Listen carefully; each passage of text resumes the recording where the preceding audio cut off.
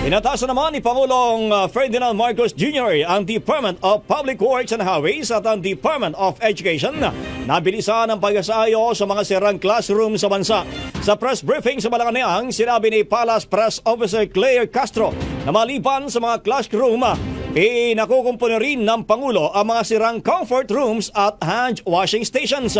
Pinatitiyak din ng Presidente ang mabilis na pagtatayo ng mga bagong classroom lalo na sa mga barangay na dati apektado ng insurgency at sa mga last mile schools na matagal nang walang kuryente o pasilidad.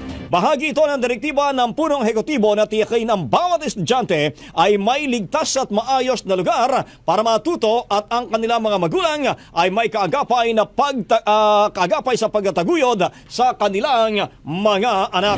Ang bahaging ito ay hatid sa atin ng Mom's Love ES1 Capsule. Simulang tuparin ang pangarap ng iyong anak. And starting now!